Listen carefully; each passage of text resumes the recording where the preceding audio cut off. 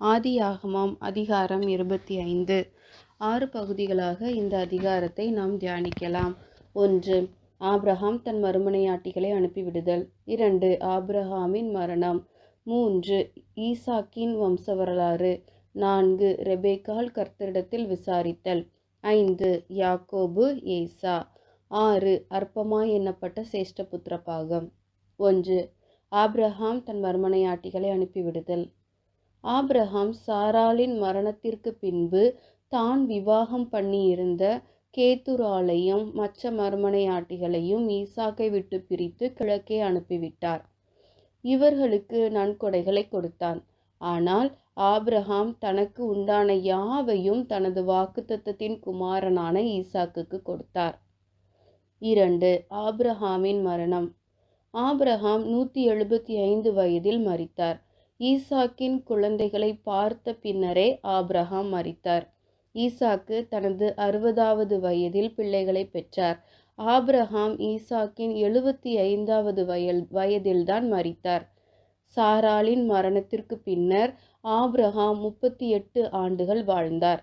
பின் Abraham 400 சேக்கல் கொடுத்து வாங்கி சாராளை அடக்கம் பண்ணின மக்பேலா குகையிலே மரித்து அடக்கம் பண்ணப்பட்டார். ஈசாக்கும் இஸ்மவேலும் சேர்ந்து ஆபிரகாமை அடக்கம் பண்ணினர். இது ஈசாக்கும் இஸ்மவேலும் சமாதானமாய் இருந்ததை காண்பிக்கிறது. இஸ்மவேல் வீட்டை விட்டு துரத்தப்பட்டிருந்த போதிலும் தன் தகப்பனின் இறுதிச் சடங்குகளில் கலந்து கொண்டது தனது தகப்பன் மீது அவர் கொண்டிருந்த மதிப்பை காண்பிக்கிறது. அடிமையின் மகனாயிருந்த போதிலும் தன்னோடு சேர்ந்து தன் தகப்பனாரை அடக்கம் செய்ய இஸ்மவேலுக்கு ஈசாக்கு இடம் கொடுத்தது இவருடைய பெருந்தன்மையை காண்பிக்கிறது. ஜனத்தாரோடு சேர்க்கப்படுதல் என்பது கல்லறையில் அடக்கம் பண்ணுதல் என்பதை குறிக்காது. மாறாக மரணமடைந்த பின் உள்ள வாழ்க்கையில் இணைதலை குறிக்கும். 3. ஈசாக்கின் வம்ச வரலாறு. ஈசாக்குக்கு 40 வயதாகும் போது ரெபேக்காளை விவாகம் பண்ணினார்.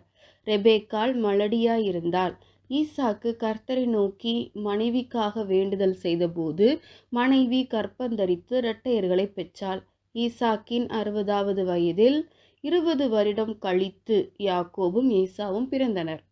ஈசாக்கின் 75வது வயதில் அவன் தனது தகப்பனான ஆபிரகாமை இழந்தார். ஆபிரகாம் மரித்த பின் தேவன் ஈசாக்கை ஆசீர்வதித்தார். ஈசாக்கு லஹாய்ரோயி எனும் துறவுக்கு சமீபமாய் அதன் பின் குடியிருந்தார். 4. ரெபேக்காள் கர்த்தரிடத்தில் விசாரித்தல். இரட்டையர்களை கர்ப்பந்தரித்திருந்த ரெபேக்காள் கர்ப்பத்தில் பிள்ளைகள் ஒன்றோடொன்று மோதிக்கொண்டிருப்பதை உணர்ந்தாள். இதை குறித்து விசாரிக்கும்படி கர்த்தரிடத்தில் போனாள். ரெபேக்காள் இதற்காக ஏற்கனவே ஆபிரகாம் கட்டியிருந்த பலிபீடங்களில் ஒன்றிற்கு சென்றிருக்கலாம். கர்த்தர் மேல் உள்ள நம்பிக்கையையும் சார்பையும் இது காண்பிக்கிறது. 2 ஜாதிகள் கர்ப்பத்தில் உருவாகி இருக்கிறது என்றும் மூத்தவன் இளையவனை சேவிப்பான் என்றும் ரெபேக்காள் அறிந்து கொண்டாள். 5. யாக்கோபு மற்றும் ஏசா. ஏசா சிவந்த நிறமுள்ளவன், ரோமமுள்ளவன், வேட்டையில் வல்லவன், வனசஞ்சாரி. யாக்கோபோ குணசாலியும் கூடாரவாசியுமாயிருந்தான். யாக்கோபு ஏசாவின் குதிங்காலை பிடித்து கொண்டு வெளிப்பட்டான். வேட்டையாடி கொண்டு வருவது ருசியாயிருந்ததால் ஏசாவின் மேல் ஈசாவுக்கு பட்சம் இருந்தது. ரெபேக்காளோ யாக்கோபின் மேல் பட்சமாயிருந்தாள். குடும்பத்தில் பட்சபாதம் நல்லதல்ல. 6. அற்பமாய் எண்ணப்பட்ட சேஷ்டபுத்திர பாகம். சேஷ்டபுத்திர பாகம் என்பது முதல் மகனுக்கு கிடைக்கும் உரிமை. முதல் மகனுக்கு தகப்பனாரின் ஆஸ்தியில் 2 பங்கு கொடுக்கப்படும். மேலும் நியாயப்பிரமாண காலத்திற்கு முன்பு வரை குடும்பத்தில் ஆசாரிய ஊழியம் செய்யும் உரிமையும் முதல் மகனுக்கே உரியது. யாக்கோபு உலக பிரகாரமான தனது உரிமையையும் ஆவிக்குரியதான தனது உரிமையையும் கூழுக்காக விற்று போட்டார். பல்வேறு சமயங்களில் இமைப்பொழுதான இச்சை நமது அபிஷேகத்தை நம்மை விட்டு இழக்கச் செய்யலாம். எனவே விழிப்போடிருப்போம்.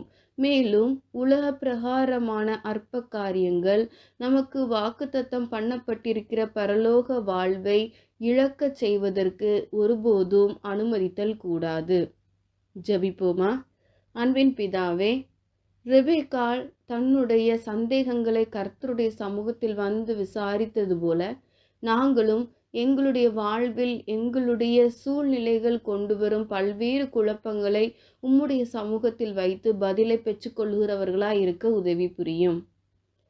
அற்பமாய் சேஷ்டபுத்திர பாகத்தை ஏசா எண்ணினது போல நீர் எங்களுடைய வாழ்வில் கொடுத்திருக்கிற மேலான அபிஷேகத்தை நாங்கள் அற்பமாய் எண்ணி உலகத்திற்காக அதை விற்று போடாதவாறு எங்களுக்கு ஞானத்தை தாரும்.